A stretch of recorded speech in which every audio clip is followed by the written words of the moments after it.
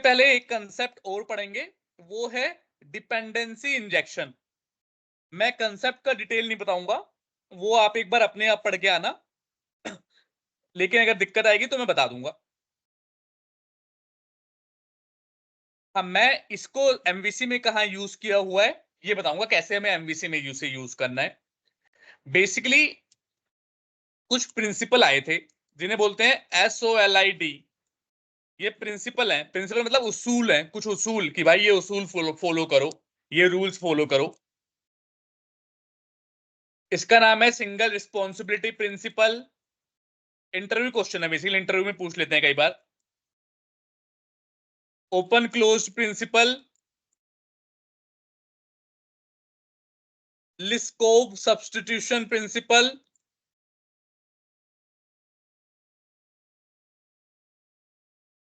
Interface segregation principle.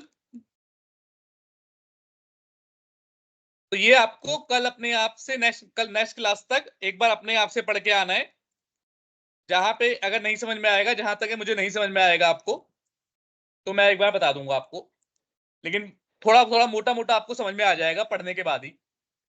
तो इसमें से एक प्रिंसिपल है डिपेंडेंसी इंजेक्शन, जिसका इस्तेमाल एमवीसी करता है ऑब्जेक्ट वगैरह बनाने के लिए।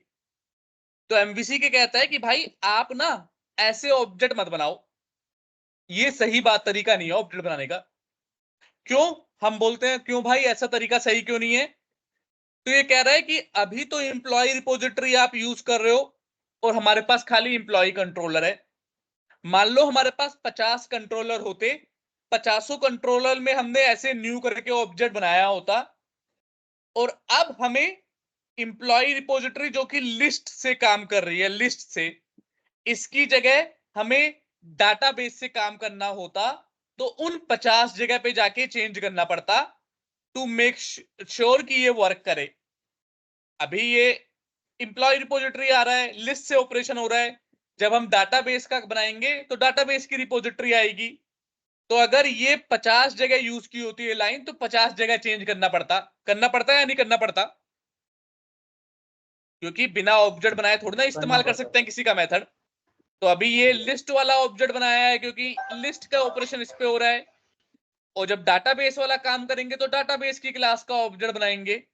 सिंपल सी बात है।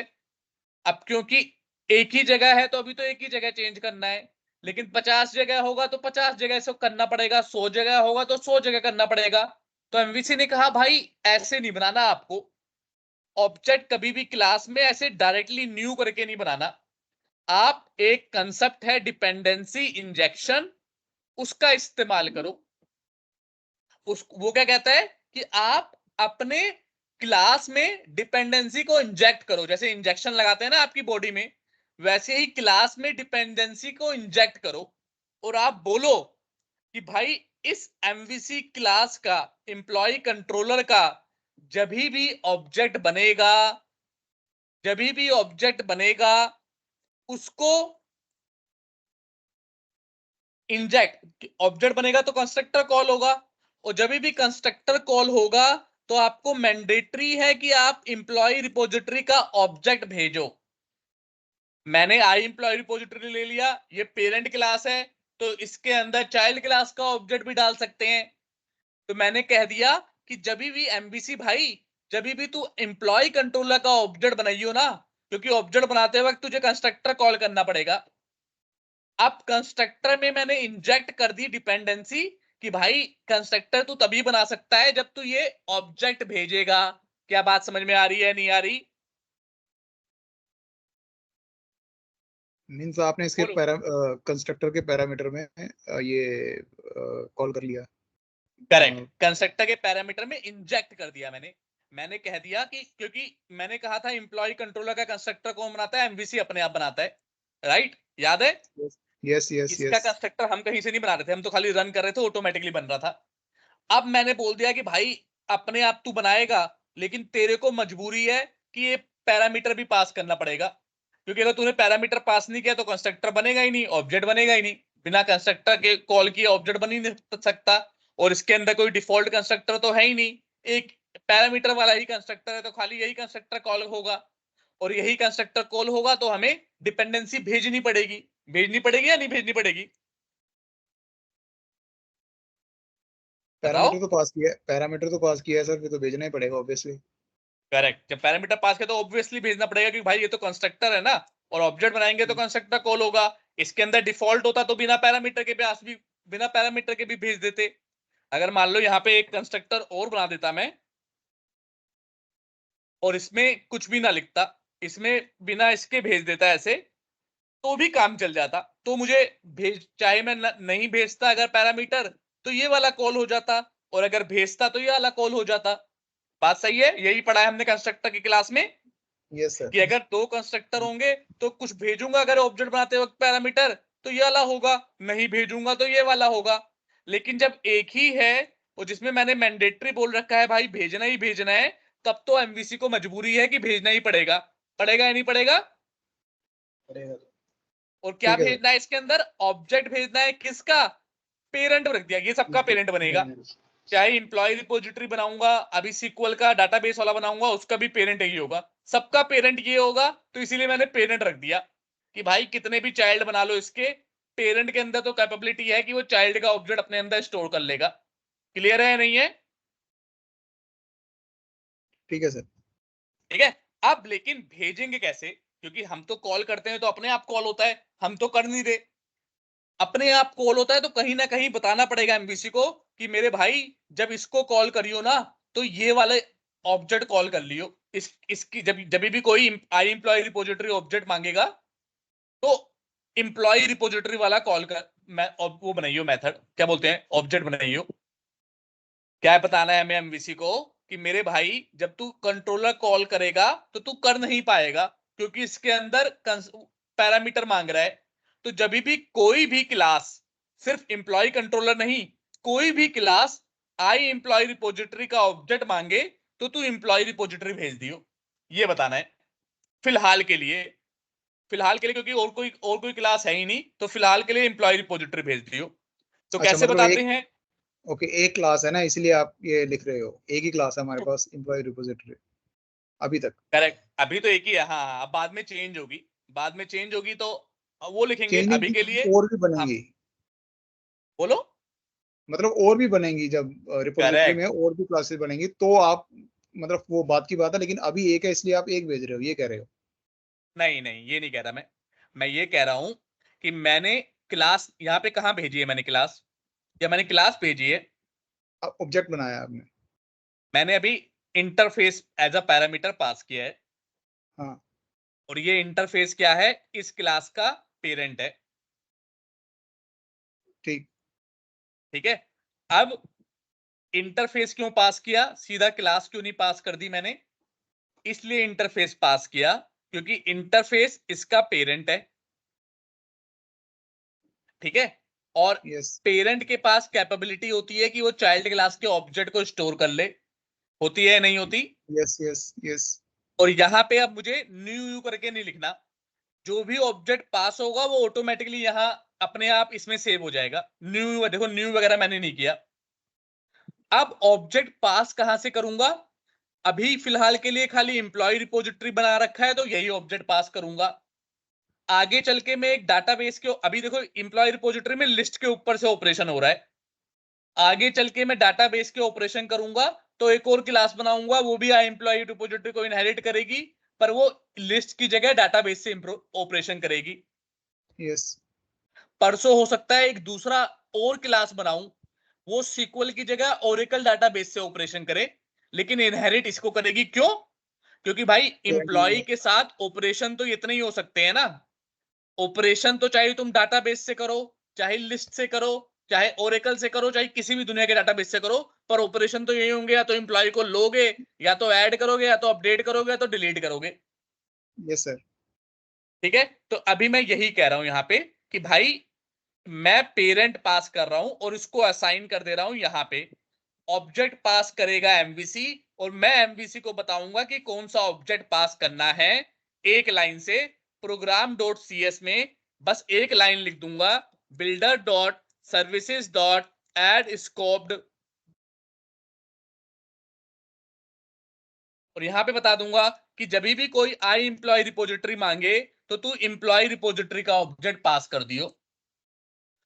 तो ये क्या करेगा, अभी तो एक ही क्लास है कंट्रोलर, पर मान के चलो 50 कंट्रोलर होते तो सबसे पहले तो प्रोग्राम डॉट सीएससी कॉल होता है। तो इसने रजिस्टर कर लिया कि हाँ भाई, जब भी कोई आई एम्प्लॉय रिपोजिटरी का ऑब्जेक्ट मांगेगा तो मैं एम्प्लॉय रिपोजिटरी का ऑब्जेक्ट दे दूंगा। तो कौन मांग रहा है, जब कंट्रोलर कॉल करेगा तो मांगेगा कि अबे ये तो मैं पेरेंट हूं, एम्प्लॉय रिपोजिटरी पास कर मेरे अंदर। तो वो ऑटोमेटिकली पढ़ेगा कि कहीं पे मैंने बता रखा है क्या पास करना है, तो यहाँ पे पढ़ेगा हाँ हाँ बता रखा है कि जब भी कोई आई एम्प्लॉय रिपोजिटरी मांगे तो तू एम्प्लॉय रिपोजिटरी का ऑब्जेक्ट पास कर दियो। तो यहाँ पे एम्प्लॉय रिपोजिटरी का ऑब्जेक्ट पास हो जाएगा और ऑटोमेटिकली ऑब्जेक्ट बन जाएगा। हमें ऑब्जेक्ट नहीं बनाना, क्योंकि हमने एक लाइन ये लिख दी तो ये ऑटोमेटिकली ऑब्जेक्ट पास हो जाएगा। और अब मैं रन करूंगा तो देखना कोड बिल्कुल मस्त चलेगा, कहीं पे कोई एरर नहीं आएगी। एरर नहीं आई इसका मतलब क्या हुआ कि ऑटोमेटिकली उसने ऑब्जेक्ट पास कर दिया है। ये देखो डाटा वाटा आ गया, कोई एरर नहीं आई। तो इसका मतलब क्या हुआ कि मैंने न्यू करके कोई ऑब्जेक्ट बनाया नहीं, मैंने तो खाली कहा कि इंटरफेस को असाइन कर दो इस वाले इंटरफेस में। बस यहां पे मैंने बोल दिया कि जब भी कोई भाई ये वाला इंटरफेस के लिए ऑब्जेक्ट मांगे ना तो तू इस क्लास का ऑब्जेक्ट पास करियो। क्या बात समझ में आ रही है, नहीं आ रही? ठीक है सर। और इसी कंसेप्ट को बोलते हैं डिपेंडेंसी इंजेक्शन। हम कहते हैं कि भाई डायरेक्टली ऑब्जेक्ट मत बनाओ, क्योंकि डायरेक्टली ऑब्जेक्ट बनाओगे ना तो दिक्कत होगी। आप 50 जगह बनाओगे तो एक बार अगर मान लो कल को दूसरी क्लास आई तो 50 जगह चेंज करना पड़ेगा। अब 50 जगह चेंज नहीं करना। अब अगर दूसरी क्लास लेनी होगी तो यहाँ पे दूसरी क्लास लगा देंगे कि मान लो एम्प्लॉय क्लास का, कि भाई जब भी कोई एम्प्लॉय रिपोजिटरी मांगे तो एम्प्लॉय क्लास का ऑब्जेक्ट पास कर दे। लेकिन ये पॉसिबल ही नहीं है क्योंकि ये तो इसका चाइल्ड है ही नहीं, तो इसलिए एरर दे रहा है। तो जो इसका चाइल्ड होगा वो आप पास कर सकते हो यहाँ पे। बात समझ में आ रही है? कल सीक्वल की बनाओगे तो सीक्वल का आप यहाँ पे पास कर पास दोगे। करूंगा, करेक्ट। जब सीक्वल का बनाऊंगा तो सीक्वल का पास कर सकता हूं क्योंकि वो भी इसका चाइल्ड होगा। तो अब मैं चाहे 50 जगह लिख दूं या 100 जगह लिख दूं, मुझे किसी क्लास में जाके कुछ चेंज वेंज नहीं करना। खाली यहाँ पे आके बता देना है कि भाई कौन सा पास करना है। अगर इंप्लॉय वाला करना है तो इंप्लॉय वाला चल जाएगा, सिक्वल वाला करना है सिक्वल वाला चल जाएगा, ओरेकल वाला करना है ओरेकल वाला करना चल जाएगा। जोन सा दुनिया का मर्जी करना है वो यहीं पे लिख दो, ऑटोमेटिकली चेंज हो जाएगा। कहीं पे भी आपको और कोई कोड चेंज नहीं करना पड़ेगा। क्या ये बात समझ में आई या नहीं आई? चलेगा वही सर जो यहाँ लिखा होगा, लाइक सीक्वल का लिख दिया कल तो सीक्वल का ही चलेगा वो, ये वाला नहीं चलेगा, एम्प्लॉय रिपोजिटरी नहीं चलेगा फिर। बिल्कुल सही जवाब। जो लिखोगे वही चलेगा क्योंकि वही ऑब्जेक्ट पास करेगा। वही ऑब्जेक्ट पास करेगा तो सारे ऑपरेशन उसी ऑब्जेक्ट के अंदर होंगे, तो उसी क्लास के ऑपरेशन होंगे। अभी पास करोगे तो अभी सारे इसके ऑपरेशन चलेंगे, जब सीक्वल वाला बन जाएगा तो यही सारे ऑपरेशन सीक्वल वाले चल जाएंगे। बात समझ में आई या नहीं आई? यस यस यस पारस सर, आपको? एक बार रिपीट कर दो। ठीक है, मैं ये कह रहा हूं, सिंपल सी बात है कि मैं कह रहा हूं कि यहां पे हम ऑब्जेक्ट डायरेक्टली न्यू करके नहीं बनाते। अब क्यों नहीं बनाते? क्योंकि हमें पूरी जिंदगी जो ऑपरेशन है वो एक ही क्लास से नहीं करवाना। ये क्लास जो ऑपरेशन कर रही है वो लिस्ट के ऊपर कर रही है। कल को मेरी रिक्वायरमेंट हो सकती है कि मैं सीक्वल सर्वर से ऑपरेशन करवाऊं डाटाबेस से, परसों को रिक्वायरमेंट हो सकती है ओरेकल से करवाऊं, अगले दिन रिक्वायरमेंट हो सकती है किसी और डाटाबेस से करवाऊं। तो मुझे क्या करना होगा, ऑपरेशन तो सारे आई एम्प्लॉय रिपोजिटरी में लिखे हुए हैं कि क्या क्या ऑपरेशन करने हैं ना। हाँ जी। गेट एम्प्लॉय बाय आईडी, काम तो यही करना है, हाँ लेकिन जी। अलग अलग तरीके से करना है। कभी लिस्ट से करना है, कभी सीक्वल से, कभी ओरेकल से। जब सीक्वल से करना होगा तो मैं एक नई क्लास बनाऊंगा सीक्वल रिपोजिटरी और उसमें सारा कोड सीक्वल वाला लिखूंगा। जब ओरेकल से करना होगा तो ओरेकल वाला कोड लिखूंगा। अभी ये करके दिखाऊंगा, ज्यादा समझ में नहीं आ रहा तो टेंशन नहीं लेनी, अभी करके दिखाऊंगा। और यहां पे मैं बोल दूंगा कि भाई इंजेक्ट कर रहा हूं, डिपेंडेंसी को इंजेक्ट कर रहा हूं। मैं कह रहा हूं इस पेरेंट क्लास की डिपेंडेंसी है भाई, इसको जब भी तुम इस क्लास का ऑब्जेक्ट बनाओगे कंट्रोलर का, तो एक आपको ऑब्जेक्ट पास करना पड़ेगा इंटरफेस का। इंटरफेस का ऑब्जेक्ट होता नहीं, इसका मतलब चाइल्ड क्लास का ऑब्जेक्ट पास करना पड़ेगा। जी अब अब पास कैसे करना है, प्रोग्राम डॉट सीएस में एक लाइन लिख दो, ये लाइन लिख दो, जिस भी क्लास को यहाँ पे लिखोगे उसका ऑब्जेक्ट पास कर देगा वो। मतलब अगर अगर आपको हमने पुराना एसक्यूएल, मतलब हाँ, अगर जैसे एसक्यूएल एसक्यूएल में का, बना रखा होगा। तो हाँ हाँ एसक्यूएल हाँ। का पास करूंगा। अभी एम्प्लॉय का बना रखा है तो एम्प्लॉय का पास कर रहा हूं। अगर आपको ठीक एक है ठीक कंसेप्ट, अगर आपको याद है जब मैंने इंटरफेस पढ़ाया था कि भाई इंटरफेस को ऑब्जेक्ट नहीं बनता, इंटरफेस को यूज करने के लिए चाइल्ड क्लास का ऑब्जेक्ट बनाना पड़ता है, क्या ये बात याद है, भूल गए? हाँ जी सर, याद है याद है। यही काम इंटरफेस है को यूज करने कि के लिए भाई, चाइल्ड क्लास हाँ, का, हाँ। इस ये तो इंटरफेस को ले रखा है ना, लेकिन पास क्या हम्म। होगा, ऑब्जेक्ट पास होगा, क्योंकि सारे ऑपरेशन उस ऑब्जेक्ट से हो रहे हैं। ऑब्जेक्ट से हो रहे ऑब्जेक्ट हैं। किसका पास होगा, जिसने इंटरफेस को इनहेरिट किया हुआ है। किसने किया हुआ है, इस भाई ने किया एम्प्लॉय हुआ है, ये रिपोजिटरी। देखो। कल को कोई एम्प्लॉय दूसरा रिपोजिटरी। करेगा तो वो वाला पास करोगे, लेकिन कंट्रोल हाँ किसके जी हाँ हाथ में होगा, आपके हाथ में होगा। यहाँ पे जो जी हाँ लिखोगे जी। वो पास हो जाएगा। अब आपको अगर यहाँ पे न्यू लिखा होता, तो अगर 50 कंट्रोलर होते तो 50 कंट्रोलर में चेंज करना पड़ता कि चलो अब चाइल्ड वाला एम्प्लॉय की जगह SQL SQL SQL SQL SQL 50 जगह चेंज करना पड़ता। हाँ अब जी हाँ जी 50 हाँ जगह जी। नहीं करना, सिर्फ एक जगह कर सीधा देना है, program program dot C S में चेंज कर देंगे, वो और वो ऑटोमेटिकली सब में चेंज हो ऑटोमेटिकली जाएगा। हर जगह हो जाएगा। क्यों हो जाएगा, क्योंकि भाई ये तो हमने पेरेंट ले लिया है, और पेरेंट के हाँ पास जी हाँ जी। कैपेबिलिटी है कि चाहे वो एम्प्लॉय कि वाला चाइल्ड चाइल्ड क्लास। ले ले अपने अंदर, चाहे सिक्वल वाला हाँ जी चाइल्ड अपने अंदर ले ले, या फिर अपने अंदर ओरेकल वाला ले ले, या कोई सी भी दुनिया का ले ले, जो भी चाइल्ड होगा। बात समझ में आ गई? हाँ जी सर, हाँ जी। और यही डिपेंडेंसी इंजेक्शन है। तो सॉलिड में से एक तो मैंने तुम्हें समझा ही दिया, डिपेंडेंसी इंजेक्शन। बाकी सब पढ़ना है, इंटरव्यू क्वेश्चन है, इंपॉर्टेंट पूछ लेते हैं कई बार। ठीक है सर, ठीक है। ओके। ठीक है, और ये मैंने प्रूफ भी करके दिखा दिया। अगर मैं पास ना करता, देखो ये लाइन ना लिखता ना, और रन करता, तो एमवीसी कंफ्यूज आ जाता, कहता अबे ऑब्जेक्ट पास करना है, कहां से पास करूं, मुझे क्या पता क्या पास करना है, एरर दे दिए। देखो एरर में क्या कह रहा है, invalid operation, unable to resolve service of type ये, कि भाई ये है क्या, मुझे क्या पता, मुझे बता तो तभी तो मैं रिजॉल्व करूंगा। हाँ जी हाँ जी हाँ हाई जी। एम्प्लॉय रिपोजिटरी क्या है, कह रहा है मुझे पता ही नहीं है। तू कह रहा है ऑब्जेक्ट पास कर दे, और मुझे बता ही नहीं रहा कौन सा ऑब्जेक्ट पास करना है। तो मैं कह रहा हूं अच्छा अच्छा भाई, गलती हो गई, ये ले बता दिया, ये वाला करना है। अब एमबीसी चौड़े में कहेगा ठीक है, हाँ जी। अब पास कर दिया, अब अब आ कोई गया ना। एरर वैरर नहीं आई। हाँ, वो ऑटोमेटिकली आ गया। ठीक है, समझ में आ गया? हाँ जी सर। ठीक है, तो ये तो डिपेंडेंसी इंजेक्शन था। अब पढ़ेंगे एमबीसी विद एंटिटी फ्रेमवर्क। हमारा मेन लक्ष्य क्या है, बहुत सिंपल सा लक्ष्य है हमारा। एमवीसी देखो भाई, एक एप्लीकेशन है, डाटाबेस एक अलग एप्लीकेशन है। हमें डाटाबेस से कनेक्ट से डाटा उठा के लेके आना है, सारा ऑपरेशन बेसिकली डाटाबेस से करना है। यहाँ पे डाटाबेस अलग है, सीक्वल सर्वर है, ये अलग है। ऐड करेंगे डाटाबेस में ऐड हो जाए, यहाँ पे अपडेट करेंगे डाटाबेस में अपडेट हो जाए, डिलीट करेंगे डाटाबेस में अपडेट डिलीट हो जाए, और वाइसे वर्सा। अगर डाटाबेस में कुछ डिलीट किया, उठा के लेके आ रहे हैं डाटा, तो वो डिलीटेड डाटा ना आए। बात समझ रहे हो, यही ऑपरेशन हमें परफॉर्म करना है। हाँ जी सर, हाँ यस तो सर, यही होता सर। लेकिन ये अलग एप्लीकेशन है, ये अलग है, तो होगा कैसे? कुछ हमें पहले तो एक कनेक्टिविटी चाहिए, कि भाई इस एप्लीकेशन को पता हो कि कौन सा डाटाबेस कनेक्ट करना है। लाखों करोड़ों कौन से डाटाबेस हो सकते हैं ना, पहले तो बता दो भाई कौन सा डाटाबेस कनेक्ट करना है। ठीक है, तो उस कनेक्टिविटी को अभी खाली लिख रहे हैं, अभी बता नहीं रहे। बताते हर जगह जब हम एमवीसी को बताते हैं तो यहां पे हमें कोड लिखना पड़ता है। अभी हम बता नहीं रहे, अभी हम खाली लिख रहे हैं कि कनेक्शन स्ट्रिंग होगी क्या। कहां पे लिखते हैं स्ट्रिंग वगैरह, ऐप सेटिंग में लिखते हैं। कैसे लिखनी है, इसका एक सिंपल सा सिंटैक्स है, बहुत सिंपल सा, इसे ही कॉपी पेस्ट कर देता हूं, बता भी दूंगा क्या लिखा हुआ है। देखो, कनेक्शन स्ट्रिंग, इसका नाम होता है कनेक्शन स्ट्रिंग।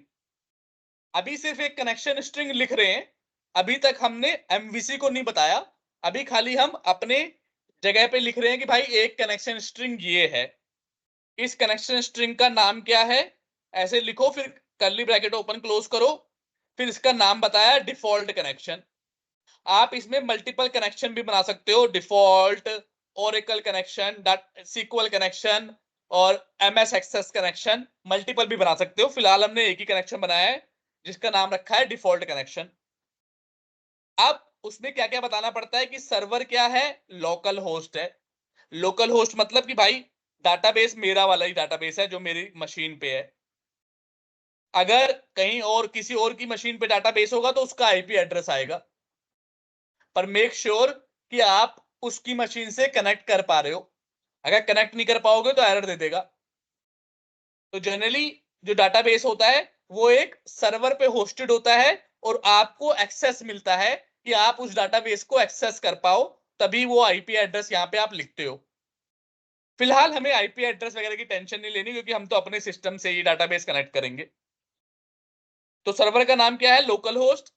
डाटाबेस का नाम क्या है, एम्प्लॉय डीबी।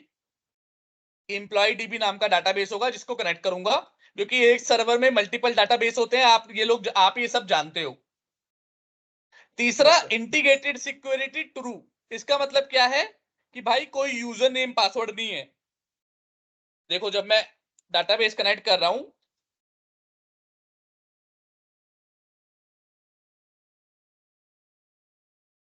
जब मैं डाटाबेस कनेक्ट करता हूं तो देखो ये पूछता है कि भाई कैसे कनेक्शन करना है, कोई यूजर नेम पासवर्ड देना है या विंडो क्रेडेंशियल से ही चल जाए।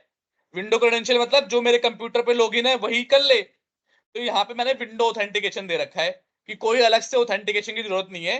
अगर मैं अपने कंप्यूटर पे लॉगिन हूं तो सर्वर पे भी लॉगिन हो जाऊं।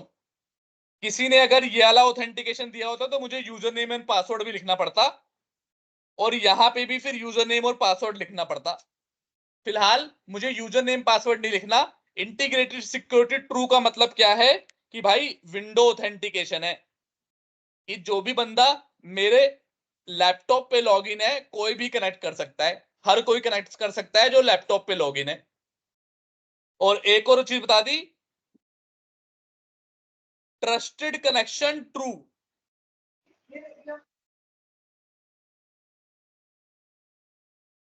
दोनों की जरूरत नहीं पड़ेगी, शायद एक ही की जरूरत पड़े, इसे फिलहाल के लिए हटा देता हूं। ट्रस्टेड कनेक्शन ट्रू कि भाई ये कनेक्शन ट्रस्टेड है, इस पे आप विश्वास कर सकते हो। या फिर मेरे ख्याल से इंटीग्रेटेड सिक्योरिटी ट्रू और ट्रस्टेड कनेक्शन ट्रू एक ही होता है। ये लिख देते हैं खाली, चेक कर लेंगे, अगर नहीं चला तो लगाना पड़ेगा। लेकिन फिलहाल के लिए मैं कह रहा हूं कि भाई विंडो क्रेडेंशियल है और trusted server certificate. Server certificate मतलब एमवीसी एक सीक्वल सर्वर से कनेक्ट कर रहा है, तो मैं इसे बता रहा हूं कि भाई ट्रस्टेड है, कनेक्ट कर लियो, एरर वेरर मत दियो। ये इस पे मैं विश्वास करता हूं, जो लोकल होस्ट है इस पे मैं विश्वास करता हूं। तो इस तरह की एक कनेक्शन स्ट्रिंग लिखनी पड़ती है। क्या इसमें कोई डाउट या दिक्कत? इसी तरह से लिखनी है, ये याद करने वाली चीज है, इसमें मैं कुछ चेंज वेंज नहीं कर सकता। क्लियर? क्लियर है सर। ठीक है। अब आपने ये तो बना लिया भाई कि कनेक्शन, लेकिन अभी एमवीसी को बताया नहीं है, अभी खाली बना के रखा हुआ है। बताएंगे बताएंगे बताएंगे, टाइम आने पे बताएंगे।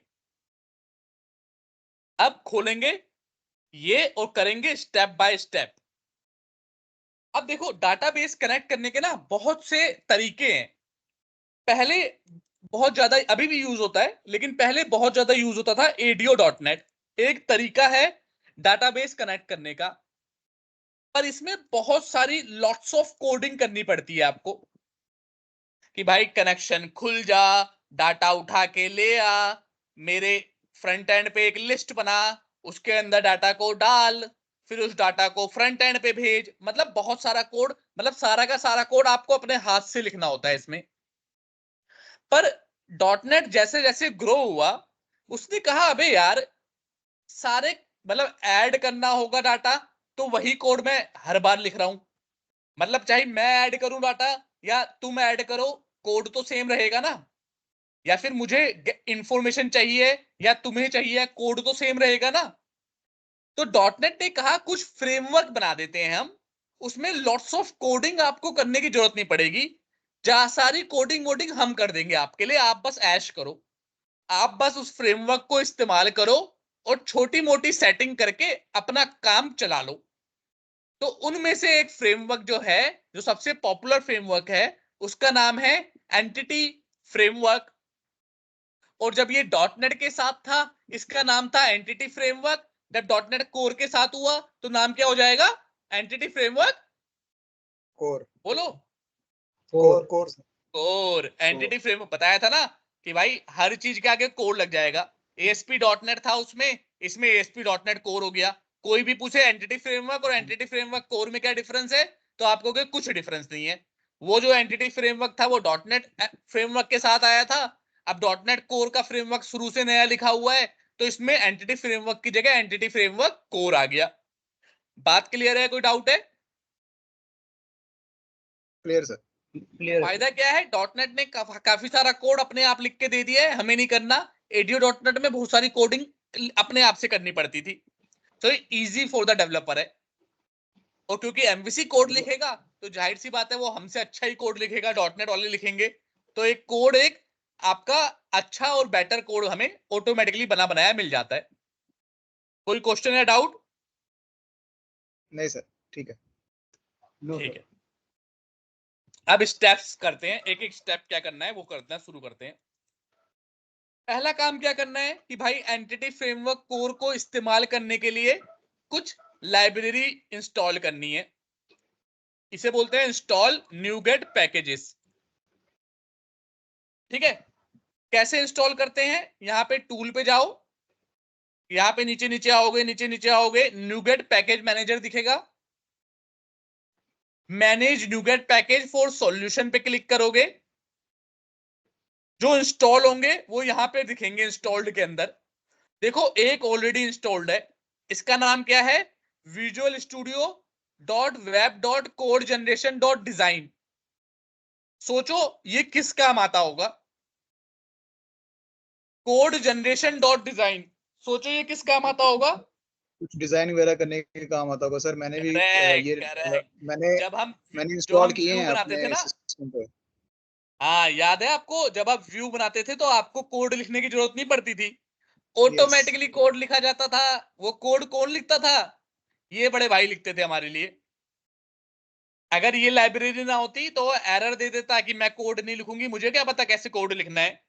लेकिन इस न्यूगेट पैकेज ने हेल्प की आपका कोड लिखने में। ये देखो स्कैफोल्डिंग, इसे स्कैफोल्डिंग बोलते हैं कि पूरा कोड अपने आप लिख के दे देता है ये।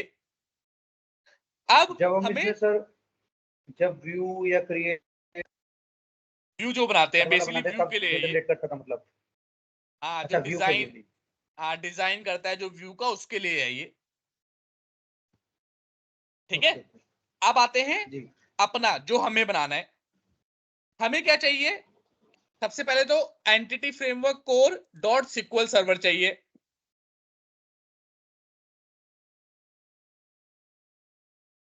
ये रहा भाई, इसे क्लिक करो। पूछेगा कौन से प्रोजेक्ट में इंस्टॉल करना है, तो एक ही प्रोजेक्ट है, हमें इसमें ही करना है। अगर मल्टीपल होते तो आपको बताना पड़ता कौन से प्रोजेक्ट में इंस्टॉल करना है। एक ही प्रोजेक्ट है तो हमें कोई टेंशन नहीं है।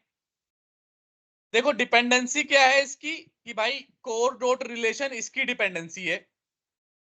ठीक है, अब एक और बात है यहाँ पे, इस कौन सा वर्जन आपको इंस्टॉल करना है? ये स्टेबल 8.5, क्योंकि अभी डॉटनेट 8 भी आ चुका है, तो ये डॉटनेट 8 वाला है। तो आपको अपना जो डॉटनेट फ्रेमवर्क आप यूज कर रहे हो उसका वाला इंस्टॉल करना है। हम लगभग डॉटनेट 6 को यूज कर रहे हैं, तो हम 6 वाले को इंस्टॉल करेंगे, जो सबसे ऊपर 6 वाला होगा ये। तो 6 वाला वर्जन सेलेक्ट कर लिया, इंस्टॉल पे क्लिक कर लिया। अब बिहाइंड द सीन इंस्टॉल होने दो। मैं 1 सेकंड पे म्यूट हो रहा हूं, मुझे कॉल आ रही है, कॉल पिक करके दोबारा बात करता हूं।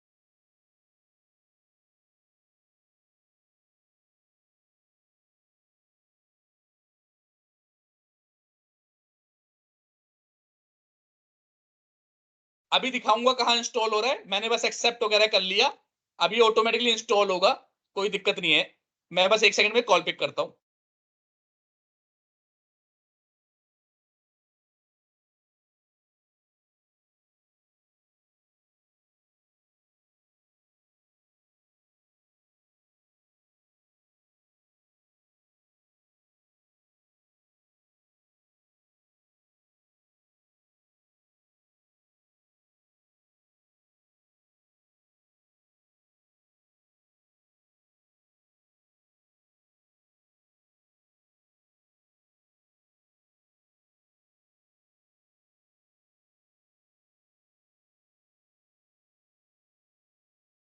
ठीक है, तो इंस्टॉल हो गया भाई।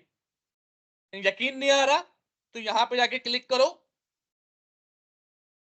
कहां हुआ, दिखा क्यों नहीं?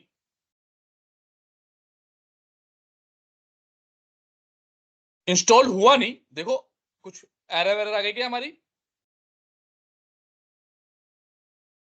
दोबारा करते हैं इंस्टॉल।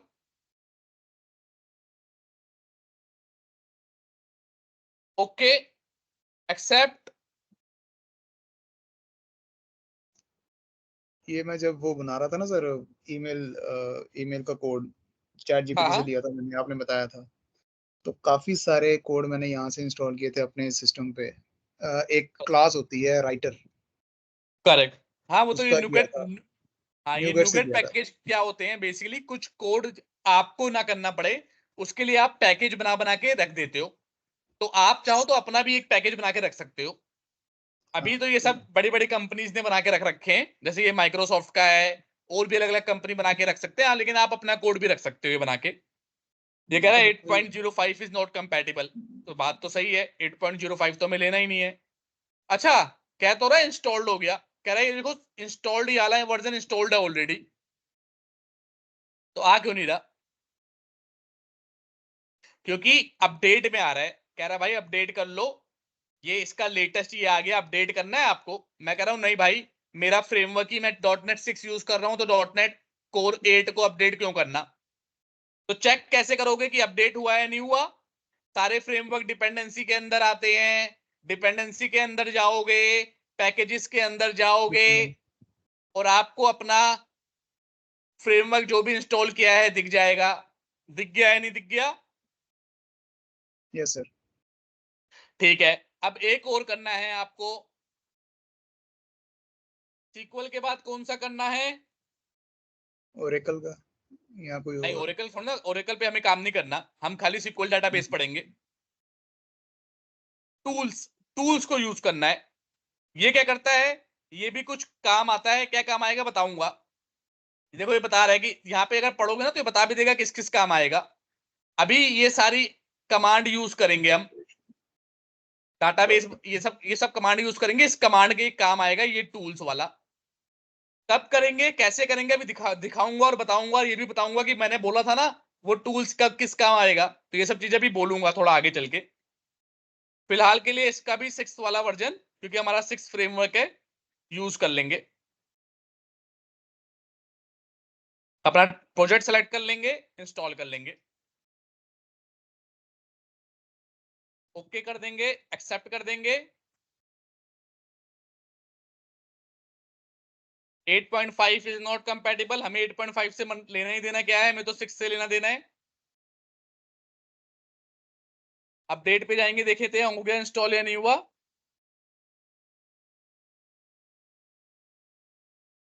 यहाँ पे चेक करते हैं हुआ या नहीं हुआ। मैंने वो किया था क्या, 8 पॉइंट को सिलेक्ट किया था क्या 2 करते हुए? मुझे 6 को करना है।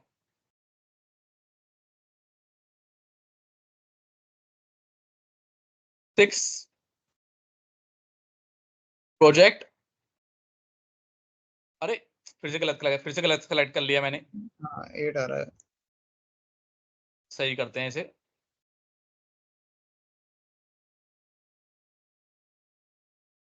6 आ गया, इंस्टॉल अब हो जाएगा। ओके, और अपना कंपैटिबल वाला ही करना है, जो भी आप फ्रेमवर्क यूज कर रहे हो उसका लेटेस्ट अपडेट कर लो। अगर 7 फ्रेमवर्क यूज कर रहे हो तो 7 कर लो, 8 कर रहे हो तो 8, हम 6 कर रहे हो तो हम 6 कर रहे हैं। बहुत ज्यादा फ्रेमवर्क में डिफरेंस आता नहीं है, मतलब अगर .NET 4 है तब 8 पे हो गए तो वहां पे डिफरेंस है, पर 6, 7, 8 में अभी उतना ज्यादा डिफरेंस नहीं है। हालांकि लेटेस्ट जो स्टेबल होता है उसे यूज करना चाहिए। आ गया यहाँ पे आ गया होगा अपडेट में, और यहाँ पे भी चेक कर लेंगे, तो ये देखो तीसरा वाला भी हमारे पास आ गया। ठीक है, तो हमें क्या करना है, पहला स्टेप, इंस्टॉल नुगेट पैकेजेस, कौन से? एंटिटी फ्रेमवर्क core.sql और एंटिटी फ्रेमवर्क core डॉट कौन सा, टूल्स। ये दोनों कर लोगे, पहला स्टेप खत्म। किसी को कोई दिक्कत परेशानी कि कैसे करना है, कोई अगर नहीं समझ में आ रहा? नहीं सर, ये तो कर लेंगे, किया है। ठीक है, पारस आपको क्लियर है? हाँ जी सर। ठीक है भाई, अब आता है सेकंड स्टेप।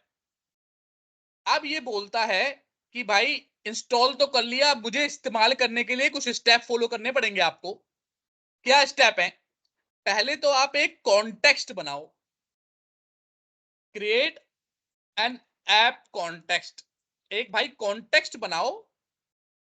कॉन्टेक्स्ट का मतलब एक लेयर जो एंटिटी फ्रेमवर्क को यूज करेगी आपके लिए। इसी एप्लीकेशन के अंदर एक लेयर बनेगी, एक बेसिकली लेयर, जैसे कंट्रोलर, जैसे देखो एम्प्लॉय कंट्रोलर, देखो क्या है, ये कंट्रोलर को इस्तेमाल करने के लिए एम्प्लॉय कंट्रोलर बनाया ना, क्योंकि सारे फीचर तो कंट्रोलर के अंदर है। आपको एम्प्लॉय कंट्रोलर पे एम्प्लॉय का ऑपरेशन करना था, लेकिन ये ऑपरेशन कैसे कर पा रहा था? क्योंकि इसने कंट्रोलर क्लास को इनहेरिट किया हुआ है। बात सही है नहीं है? यस सर, ठीक है। हाँ जी सर। वैसे ही अगर मुझे एंटिटी फ्रेमवर्क कोर के चीजों को इस्तेमाल करना है तो एक ऐप डीबी कॉन्टेक्स्ट बनाना पड़ता है। मतलब ये तो नाम है, हमें डीबी कॉन्टेक्स्ट, इसे बोलते हैं डीबी कॉन्टेक्स्ट बनाना पड़ता है। आप कुछ भी नाम लिख सकते हो, मैं ऐप डीबी कॉन्टेक्स्ट नाम लिखूंगा। कैसे बनाना है? बहुत सिंपल है। ये मत बोलना कि ये मतलब कुछ और तरीका नहीं है, मतलब ये तो एमवीसी ने हमें तरीका बता रखा है, मैं खाली वो फॉलो कर रहा हूं। तो ये आपको याद करना है, एक बार में एक दो बार करोगे अपने आप ही रट जाएगा। तो मैं क्या कर रहा हूं, ये बनाने के लिए मैं एक फोल्डर बना लेता हूं। उस फोल्डर में लिखेंगे, फोल्डर का नाम लिख दिया context, context class, context folder sorry. अब यहां पे ऐड किया, क्लास बनाई, क्लास का नाम लिख दिया मैंने ऐप डीबी कॉन्टेक्स्ट। चाहूं तो एम्प्लॉय डीबी कॉन्टेक्स्ट भी लिख सकते हो, कुछ भी आपके ऊपर है।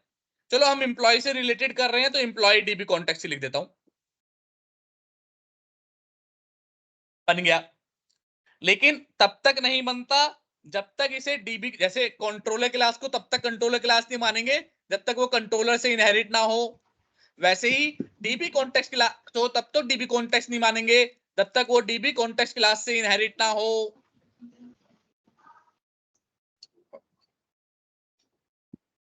ये देखो, ये क्या कह रहा है भाई, इस वाली लाइब्रेरी में हूं तो मैं कह रहा हूं हाँ इसे यूज कर ले। ओके, ये भी ऑलरेडी ठीक है, बनाई हुई क्लास है हाँ, ये ऑलरेडी .NET की। एंटिटी फ्रेमवर्क आपने जब इंस्टॉल किया था तो एंटिटी फ्रेमवर्क कोर इंस्टॉल हो गया था। नहीं नहीं सर, डीबी कॉन्टेस्ट क्लास की बात कर रहा हूँ, ये हाँ बनी ये हुई है ऑलरेडी, ऑलरेडी। हाँ ये ऑलरेडी एंटिटी फ्रेमवर्क ने हमें बना के दे रखी है। बना के दी रखी है, ठीक है। जैसे कंट्रोलर क्लास में कंट्रोलर अपने आप बना के देता है ना .NET, ये अपने आप बना के देता है, देखो हमने नहीं बनाया। ना सर, वैसे समझ ही गया सर, मैं समझ गया। डीबी कॉन्टेक्स्ट भी एम्प्लॉय फ्रेमवर्क, एंटिटी फ्रेमवर्क ने हमें बना के दे रखी है। अब क्या करना है आपको, अब एक कंस्ट्रक्टर बनाना है। जहां पे समझ में ना आए बता देना, लेकिन ये स्टेप है जो हमें फॉलो करने ही करने हैं। एक कंस्ट्रक्टर बना दिया हमने इस क्लास का। इस कंस्ट्रक्टर में हम क्या कह रहे हैं कि भाई डीबी कॉन्टेक्स्ट, कि भाई इस कॉन्टेक्स्ट को पता भी तो होना चाहिए कि कौन सा सर्वर यूज करेगा, सीक्वल सर्वर, ओरेकल, डाटाबेस या क्या, कि मतलब क्या क्या चीजें यूज करने वाला है। तो ऑप्शन, वो डीबी कॉन्टेक्ट ऑप्शन में आता है।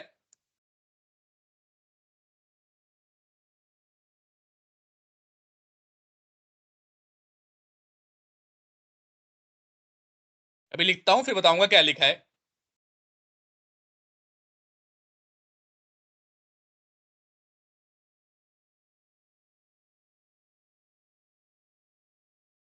टेंशन मत लेना, भी सब समझ में आने वाला है। स्पेलिंग गलत है क्या? ये है डीबी कॉन्टेक्स्ट ऑप्शन। ठीक है भाई, मैंने क्या बनाया, कॉन्टेक्स्ट तो बना दिया।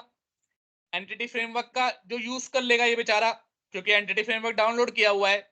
लेकिन इसको बताना पड़ेगा भाई, एंटिटी कुछ ऑप्शन देने पड़ेंगे ना, कि भाई जैसे सीक्वल सर्वर यूज कर, ये वाली कनेक्शन स्ट्रिंग यूज कर, ये फलाना यूज कर, ये ढिमकाना यूज कर। तो जो इसको बताओगे वही यूज करेगा। बात समझ में आ रही है नहीं आ रही? ठीक है सर। तो यहां पे मैंने क्या किया, देखो कुछ भी नहीं किया, मैंने कहा भाई जो बंदा एम्प्लॉय डीबी कॉन्टेक्स्ट को कॉल करेगा वो कुछ ऑप्शन देगा कि जैसे कौन सा कनेक्शन स्ट्रिंग यूज करना है, कौन सा सर्वर यूज करना है, ये सब चीजें।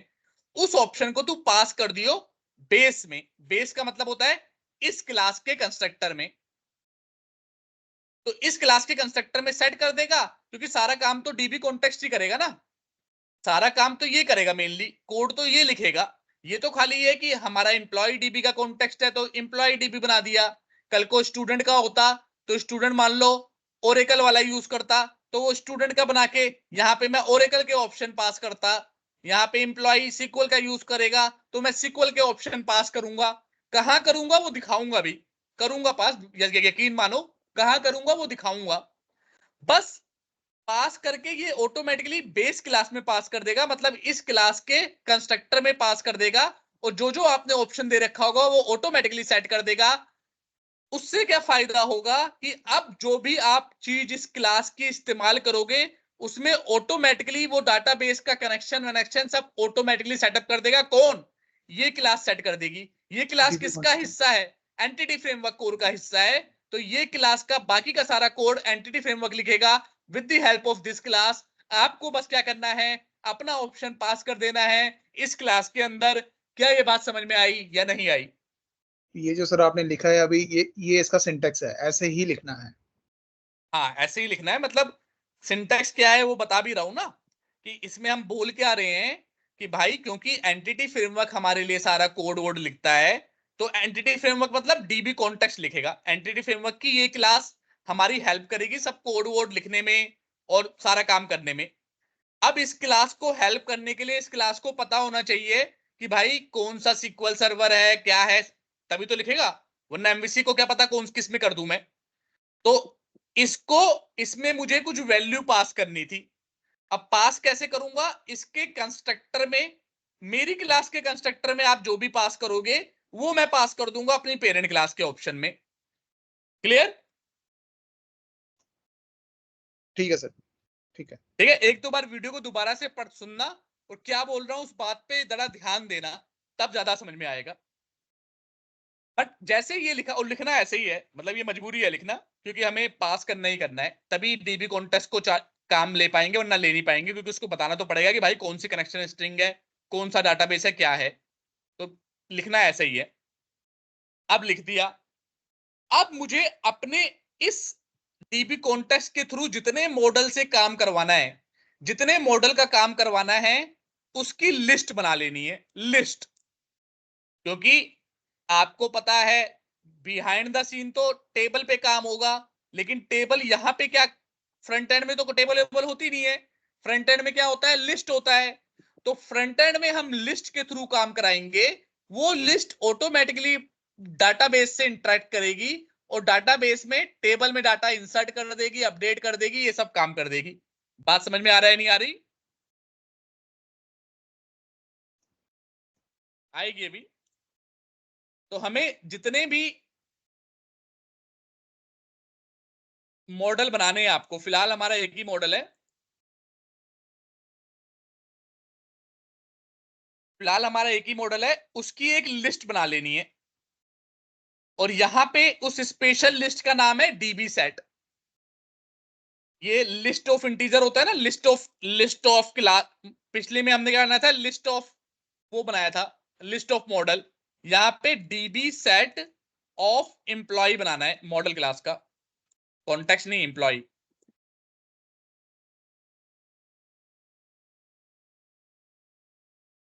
वहां पे भी देखो ऐसे ही बनाया था, वहां पे भी हमने लिस्ट ऑफ एम्प्लॉय बनाया था, यहाँ पे डीबी सेट बना लेना है। डीबी सेट भी क्या है, एक तरह की लिस्ट है जो कि डाटाबेस के साथ इंटरेक्ट करने के काम आती है।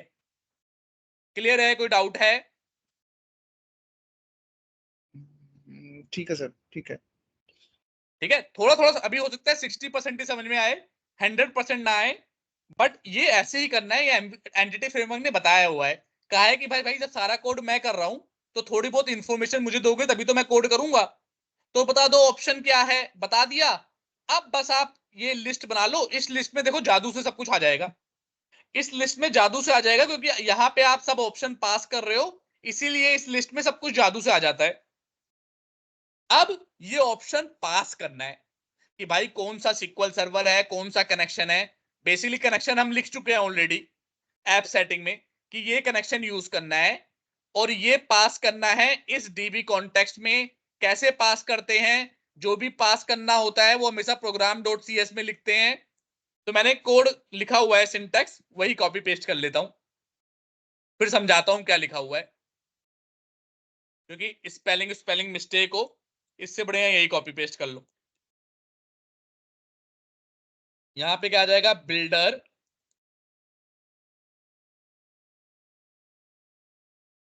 अपना डीबी कॉन्टेक्स्ट क्या है, एम्प्लॉय डीबी कॉन्टेक्स्ट।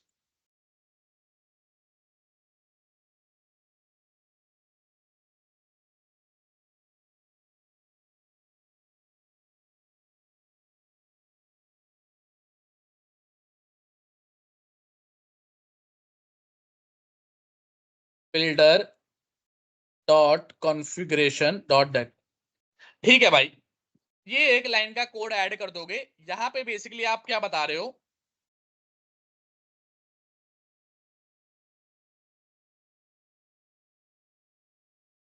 यहां पे बता रहे हो भाई डीबी कॉन्टेक्स्ट ऐड कर। सबसे पहले तो एमवीसी को बता रहा हूं कि एक मैंने ऐप डीबी कॉन्टेक्स्ट बनाया है, एप्लीकेशन का कॉन्टेक्स्ट बनाया, उसका नाम क्या है, एम्प्लॉय डीबी कॉन्टेक्स्ट। ये बात समझ में आई या नहीं आई?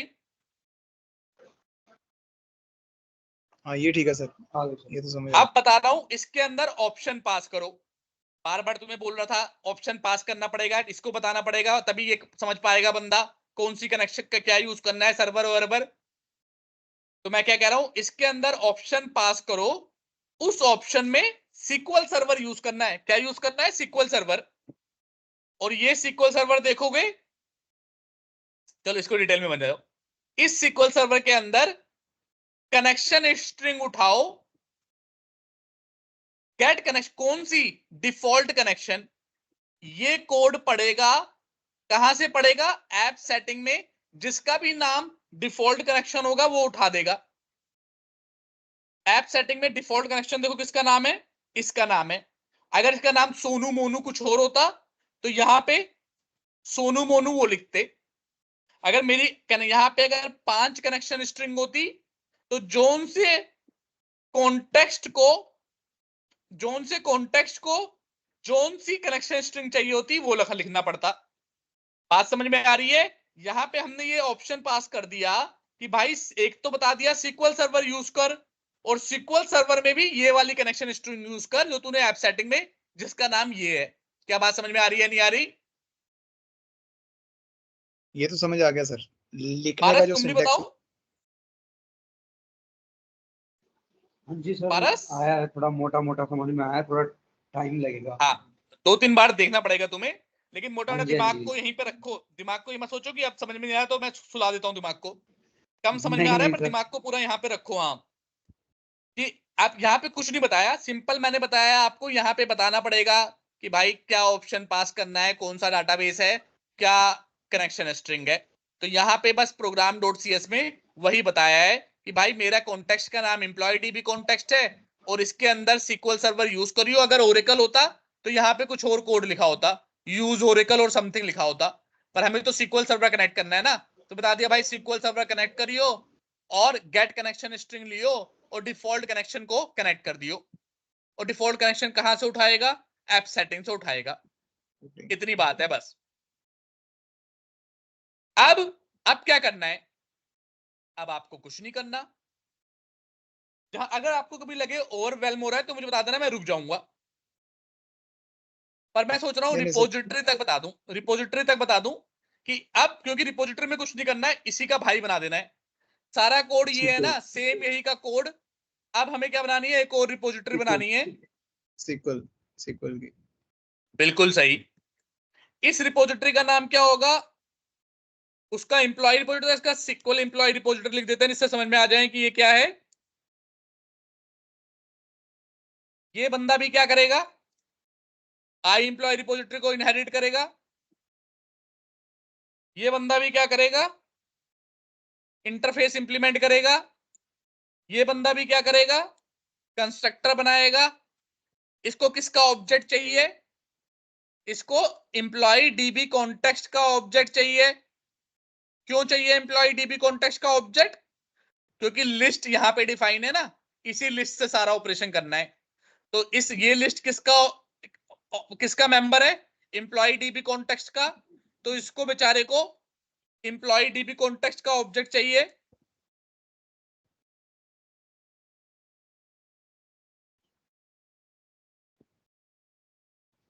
तो इसको यूज करने के लिए यूजिंग लगाना पड़ेगा, यूजिंग लगा दिया।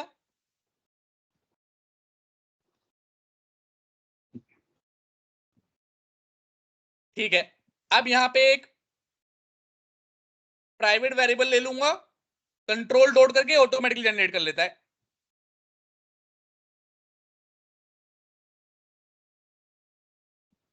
यहां पे इसका नाम अंडरस्कोर लिख देते हैं, अंडरस्कोर। इसने अंडरस्कोर क्या का किया? मतलब वही है ना कि क्लास लेवल का वेरिएबल, करेक्ट करेक्ट, वो क्लास लेवल रुकिए, पे मतलब अपना अपना डिपेंड कर रहे हैं। तरीका होता है, कोई कोई अंडरस्कोर लगाता है, कोई कुछ और लगाता है, लेकिन मैं अंडरस्कोर लगाता हूँ। This is one of the naming convention कि भाई ये क्लास लेवल का वेरिएबल है, ये अपना क्या बोलते हैं, कंस्ट्रक्टर या फिर मेथड लेवल का वेरिएबल है। दोनों का नाम सेम लिख दूंगा तो कंफ्यूज हो जाएगा, इसीलिए मैंने अंडरस्कोर लगा दिया। अब देखो ये क्या किया मैंने, बताओ? न्यू करके ऑब्जेक्ट तो बनाया ही नहीं, क्या कर रहा हूं मैं? बन गया ना सर, डिपेंडेंसी। डिपेंडेंसी इंजेक्ट किया और बन गया। करेक्ट, तो यहां पे क्या करना पड़ेगा मुझे? हाँ, यहाँ चेंज कर दो। एम्प्लॉय डीबी कॉन्टेक्ट का जब भी कोई मांगे तो एम्प्लॉय डीबी कॉन्टेक्ट ही दे दियो, क्योंकि यहाँ पे इसी का ऑब्जेक्ट बनाना है ना। यहाँ पे इसी का ऑब्जेक्ट बनाना है कि भाई एम्प्लॉय डीबी कॉन्टेक्ट मांगे तो वही दे दियो। क्लियर? नहीं सर, एक बार फिर से ये पिछला स्टेप एक बार बता दो, पिछला स्टेप जो भी किया है। वही चीज है, जैसे प्रोग्राम में यहाँ पे बोला था जब आई एम्प्लॉय रिपोजिटरी का कोई ऑब्जेक्ट मांगेगा तो एम्प्लॉय रिपोजिटरी दे दियो। यहाँ पे बोल दिया जब एम्प्लॉय डीबी कॉन्टेक्ट मांगेगा तो एम्प्लॉय डीबी कॉन्टेक्ट दे दियो, तो वो ऑटोमेटिकली ऑब्जेक्ट बना देगा। ठीक है। सेम डिपेंडेंसी, कोई कुछ अलग काम नहीं किया है यहाँ पे, वही चीज बोला है जो यहाँ पे मांग रहा हूँ। क्या मांग रहा हूँ? एम्प्लॉय डीबी कॉन्टेक्ट मांग रहा हूँ और न्यू करके बना नहीं रहा, तो एमवीसी को बनाना है। एमवीसी को बनाने के लिए बताना पड़ेगा कि कोई एम्प्लॉय डीबी कॉन्टेक्ट मांगेगा तो किसका ऑब्जेक्ट बनाएगा। तो यहाँ पे बता दिया मैंने भाई कोई एम्प्लॉय डीबी कॉन्टेक्ट मांगेगा तो एम्प्लॉय डीबी कॉन्टेक्ट का ही ऑब्जेक्ट बना दियो। ठीक है। क्लियर? अब क्या करना है? ठीक। अब तो कुछ करना ही नहीं है, अब तो अंडरस्कोर एम्प्लॉय डीबी कॉन्टेक्स्ट, यही नाम था ना इसका, डॉट डॉट ऐड, हमारी लिस्ट का नाम ऐड क्या है? डीबी। एम्प्लॉयज नाम है ना, यकीन नहीं आ रहा? इस लिस्ट का नाम क्या है? यस, हाँ एम्प्लॉय। एम्प्लॉय। पहले आसान से शुरू करता हूं, सबसे आसान ये गेट वाला होता है ना। तो क्या करेगा भाई? रिटर्न करेगा employee DD context dot employee, लेकिन एम्प्लॉय तो डीबी सेट है, हमें तो लिस्ट रिटर्न करना था। कोई बात नहीं, डॉट टू लिस्ट, काम खत्म। यकीन मानो, क्योंकि तुमने इसको बता दिया है कि कौन सा सर्वर यूज करना है, क्या करना है, तो ये सारा कोड ऑटोमेटिकली अपने आप कर देगा, अपने आप डाटाबेस से कनेक्ट करेगा, अपने आप ऑपरेशन परफॉर्म कर देगा। आप बस इस बच्चे के साथ खेलते रहो। आपने इतना ही कोड लिखना है, ये ऑटोमेटिकली डाटा उठा के ले आएगा, क्योंकि हम एंटिटी फ्रेमवर्क कोर का यूज कर रहे हैं। अगर यही हम पुराना तरीका यूज करते, ADO.NET का तरीका यूज करते, तो सारा कोड हमें लिखना पड़ता है कि कैसे डाटा उठाना है, कैसे कनेक्शन स्ट्रिंग खोलनी है, ओपन करनी है, फिर कनेक्शन ओपन हो जाए तो डाटा को लेके आना है, फिर कनेक्शन क्लोज करना है, फिर सब कुछ हमें लिखना पड़ता। बट अब कुछ नहीं लिखना, ये सब अपने लिए हमारे लिए कर देगा। क्लियर मैं है? जो हमने ऑप्शन में डाला है वो ऑपरेशन लिस्ट डाला है, कहाँ पे ऑपरेशन ऑप्शन में? जो हमने उधर ऑप्शन दे रखा है ना, जहाँ पे हमें ऑप्शन देनी है बेस ऑप्शन, और वहाँ पे ये देना है ना, ठीक जहाँ है, पे ऑप्शन देना है, इस ऑप्शन की जगह हमने वहाँ पे टू लिस्ट दिया है ना। नहीं टू लिस्ट नहीं दिया। इस ऑप्शन का काम क्या है पहले ये समझो। कोई तुम्हारे लिए, तुम मेरे लिए कोई काम करोगे, ठीक है, तुम्हें मेरे लिए कोई काम करना है, करो, हाँ जी। करो कोई वो काम करो मेरे लिए जो मैंने तुम्हें बोला है। आप बताओगे तो ये तो करूँगा। हाँ, जब मैं बताऊंगा तभी तो करोगे। तो अब मैं डीबी जी। कॉन्टेक्स्ट को बोल रहा हूं कि भाई मेरे लिए डाटाबेस का ऑपरेशन परफॉर्म कर, तो बोलेगा भाई तू बताएगा तभी तो करूंगा। तो इस ऑप्शन में मुझे बताना है कि कौन से सर्वर पे ऑपरेशन करना है, कौन से कनेक्शन डाटाबेस पे ऑपरेशन करना है। तो इस ऑप्शन में मैं खाली बता रहा हूं कि कौन से और डाटाबेस पे कौन से सर्वर पे ऑपरेशन करना है, और बता कहां रहा हूं, यहां बता दे रहा हूं कि भाई इस क्लास में सिक्वल सर्वर को इस्तेमाल करना है और इस कनेक्शन स्ट्रिंग को इस्तेमाल यूज करना है। ठीक है सर। क्लियर है ना? अब हाँ जी सर। अब जैसे ही मैंने इसे बता दिया, अब उसके अंदर जो जो चीजें आपको यूज करनी है वो आप यूज कर सकते हो with the help of list. List कैसे बनेगी? DB set of employee. अभी तो आपका एम्प्लॉय मॉडल है खाली, कल को और मॉडल बनाओगे तो और लिस्ट बनाते रहोगे। यहाँ पे स्टूडेंट होगा तो स्टूडेंट की लिस्ट, स्टूडेंट की एक लिस्ट बन जाएगी, और सारा कोड डीबी कॉन्टेक्स्ट अपने आप कर देगा, आपको टेंशन नहीं लेनी, आपको बस बना देना है यहाँ पे। और अब हम कोड लिख रहे हैं, लिखना कहाँ है? रिपोजिटरी में लिखना होता है। तो जब गेट एम्प्लॉय का कोड क्या था? यही कोड था। यकीन नहीं आ रहा? हाँ जी हाँ जी। यहाँ पे देखो, यहाँ पे गेट एम्प्लॉय का कोड क्या था? Get employee by ID, where employee equal to employee. Get employee में खाली लिस्ट को रिटर्न कर रहे थे, हाँ तो जी यहाँ पे क्या कर रहे हैं? हम भी भाई खाली लिस्ट को रिटर्न कर रहे हैं। यही तो हमारी लिस्ट है एम्प्लॉयज करके, यही हाँ नाम जी तो हाँ है जी। यहाँ पे, लिस्ट का नाम एम्प्लॉयज ही तो है, इसको रिटर्न कर डीबी रहे सेट हैं। है। लेकिन ये तो डीबी सेट है और ये कह रहा है लिस्ट को रिटर्न करो, तो DB set co dot to list करोगे तो लिस्ट में कन्वर्ट हो जाएगा। क्लियर है? कोई डाउट है? क्लियर है सर। और बेसिकली कुछ नहीं करना, मैं सारा कोड अपने आप नहीं करूंगा, यहीं से सारा कॉपी पेस्ट करूंगा, देखना भी। अब एम्प्लॉय आईडी करूंगा तो ये कोड कॉपी पेस्ट कर लेते हैं भाई, तो कोड तो सेम ही रहेगा ना, खाली वो चेंज हो जाएगा। आईडी क्या रहेगी? एम्प्लॉयज की जगह क्या आ जाएगा? Employee DB contact. तो काम खत्म कि भाई यहाँ पे एम्प्लॉय क्या है, ये वाला एम्प्लॉय है, वहां पे हमारी लिस्ट थी। लिस्ट की। अब बदलते हैं, अगले पे आते हैं, ऐड वाले पे आते हैं भाई। ऐड कैसे कर रहा था? सिंपल ऐसे ऐड कर दे रहा था। हम कैसे करेंगे? हम भी तो यही करेंगे जब ये ऐसा कर रहा था। तो ऊपर। ये देखो भाई, बस यहाँ पे एम्प्लॉय लिस्ट का नाम नहीं है, हमारी लिस्ट का नाम कहां से आएगा? Employee employee DB DB context, contact इस क्लास के ऑब्जेक्ट डॉट ऐड। एम्प्लॉयज यहां से आ जाएगा। ऐड हो गया, काम खत्म। आसान है या मुश्किल है? आसानी है यही सर। यही काम तो ठीक है। पहले किया था, वही काम कर रहे हो। लेकिन जब सीक्वल सर्वर से काम करते हैं ना, तो ऐड करने पे ऐड नहीं करता वो, क्योंकि आप एक दूसरी मशीन पे काम कर रहे हो, एक दूसरे सिस्टम पे कर रहे हो, तो आपको बताना बोलना पड़ता है भाई मैं पक्का ऐड कर रहा हूं, कसम खानी पड़ती है कि मैं ऐड कर रहा हूं। तो कसम कमिट कैसे करने के लिए। खानी है? हाँ, कसम कैसे खानी है बता देना उसे बेसिकली, कि भाई ऐड कर रहा हूं, खाली लिखने के लिए नहीं कर रहा। सेव चेंजेस, सेव चेंजेस लिखना पड़ेगा आपको। अगर डाटा लेते हो तब तो कोई दिक्कत परेशानी नहीं है, आपको सेव वेव नहीं कराना। लेकिन डाटाबेस के अंदर कोई ऑपरेशन परफॉर्म करोगे तो ये लाइन लिखनी पड़ेगी कि मैं ऐड करने के बाद सेव करना चाहता हूं, अगली बार मुझे मिले। अगर नहीं लिखा तो कुछ ऐड नहीं होगा। क्लियर है नहीं है? हाँ जी सर क्लियर है। लेने के लिए कोई दिक्कत नहीं है, लेने को कुछ भी ले लो, पर जब डाटाबेस में ऑपरेशन करोगे तो सेव चेंजेस लिखना पड़ेगा। तो ऐड, अपडेट और डिलीट में लिखना पड़ेगा। कोड मैं तुम्हें समझाने के लिए इसीलिए वहीं से उठा रहा हूं। ऐड हो गया। डिलीट का कोड क्या है? ये है भाई, यही कोड कॉपी करूंगा।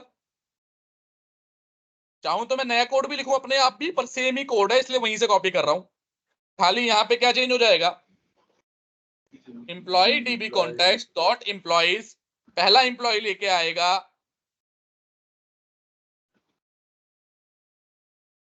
इस एम्प्लॉय, अच्छा सॉरी, यहां पे भी क्या आ जाएगा? यही आ जाएगा ना, employee DB contact. Employee DB context dot employee dot remove. हो गया। अब एम्प्लॉय डीबी कॉन्टेक्स्ट को सेव भी करना पड़ेगा। कोई काम मुश्किल लगा या आसान लग रहा है? आसान नहीं सही है है। सर। ठीक है ठीक है। अब भाई क्या बचा हमारा? अपडेट वाला बचा है। करने भी होगा तो। डेट को भी यहाँ से कॉपी पेस्ट कर लेते हैं।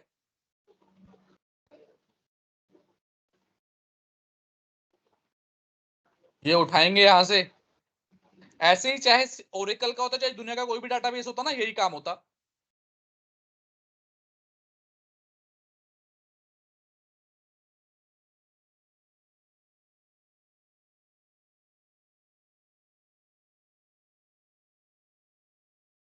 यहाँ पे एक अपडेट करके मेथड भी आता है, तो अपडेट करना पड़ता है।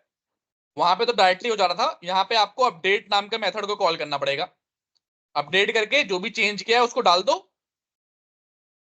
और employee DB contact dot save changes.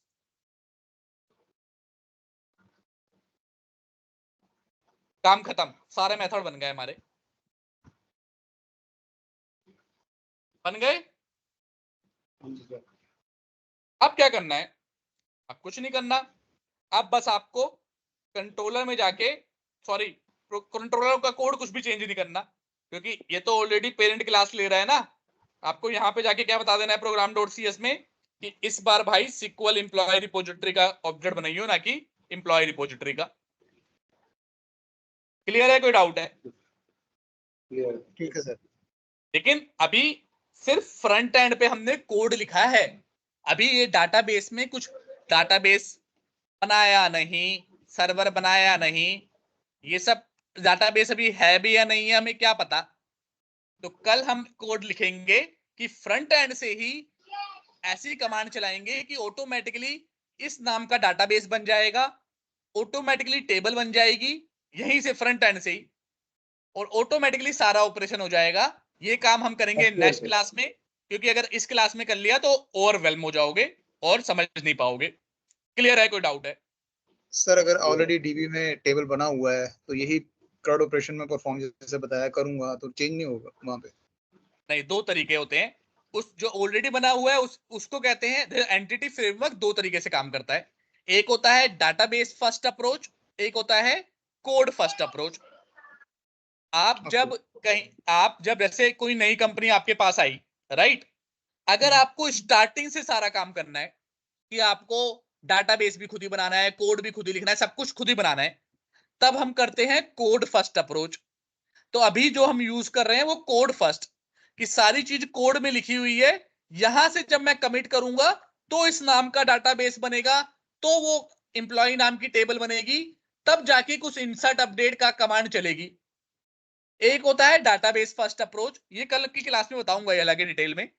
उसमें क्या होता है, डाटाबेस ऑलरेडी बना होता है, उसमें फिर डाटाबेस ऑलरेडी बना हुआ है तो उसको उठा के लेके आना है, उसके जैसा आपका क्या बोलते हैं मॉडल बन जाना चाहिए ऑटोमेटिकली, उसके बेसिस पे सारा काम होना चाहिए, उसे डाटाबेस फर्स्ट अप्रोच कहते हैं। कहीं पे डाटाबेस फर्स्ट अप्रोच यूज होती है, कहीं पे कोड बेस फर्स्ट। अगर आप कोई प्रोजेक्ट स्टार्टिंग से कर रहे हो, स्क्रैच से कर रहे हो, तो वहां पे कोड फर्स्ट अप्रोच होती है। और हम क्योंकि स्क्रैच से ही सीखना चाहते थे, इसलिए मैंने पहले कोड फर्स्ट अप्रोच बताई। डाटाबेस फर्स्ट अप्रोच भी बता दूंगा, घबराने वाली बात नहीं है, पर कोड फर्स्ट अप्रोच का काफी इस्तेमाल होगा। अब अगर इसी को मैं अगर यूज करूंगा तो मींस ये ऑटोमेटिकली सीक्वल सर्वर में जाके एम्प्लॉय डीबी नाम का डेटाबेस बना देगा। करेक्ट, बना देगा। अब ये कह रहे ऑटोमेटिकली हो? नहीं, ऑटोमेटिकली नहीं बनाएगा, कुछ कमांड होती है उसे लिखनी पड़ेगी तो बनाएगा। वो कमांड कल बताऊंगा, क्योंकि आज बता दूंगा तो फिर इतना ही तुम प्रैक्टिस नहीं कर पाओगे ना। हाँ, कल मतलब मतलब नेक्स्ट क्लास में। ठीक है। ठीक है सर, नेक्स्ट ठीक है। क्लास में करते हैं अगले क्वेश्चंस। हाँ, तो उसका फिर उसको बोलते हैं माइग्रेशन क्लासेस। तो माइग्रेट करेंगे, अभी तो डाटा बन गया है, उसे माइग्रेट करेंगे डाटाबेस में, तब डाटाबेस में पूरा स्ट्रक्चर बन जाएगा, और फिर रन करेंगे तो सारा कोड बिल्कुल फटाफट हमारा चल जाएगा। ठीक है सर। चलो फिर, कोई क्वेश्चन आज ये की क्लास का? इसे कम से कम 2-3 बार ये वीडियो देखना, एक बार से काम नहीं चलेगा। 2-3 बार देखना, और जो मैं बोल रहा हूं ना उसे समझने की कोशिश करना, कि पिछली क्लास में मैंने पढ़ा रखा है। जैसे डिपेंडेंसी इंजेक्शन, अगर तुम इंटरफेस का लॉजिक समझते होगे कि इंटरफेस का ऑब्जेक्ट नहीं बना सकते, उसकी चाइल्ड क्लास का ऑब्जेक्ट बनाना पड़ता है एक्सेस करने के लिए, तो डिपेंडेंसी इंजेक्शन बिल्कुल बच्चों वाली चीज लगेगी तुम्हें। और अगर नहीं समझते होगे, नहीं रिवाइज किया होगा तुमने, तो मुश्किल लगेगा। तो कोशिश सही है। करना पिछला कंसेप्ट समझ समझ के बातों को मिलाने की कोशिश करना। 2-3 बार देखोगे वीडियो, अपने आप समझ में आ जाएगा सारा कुछ। ठीक है सर। तो अगली थर्सडे को अगली थर्सडे को, हाँ। 7 PM। हाँ 7 PM। ठीक है सर। ठीक है। ठीक, ओके। Thank you.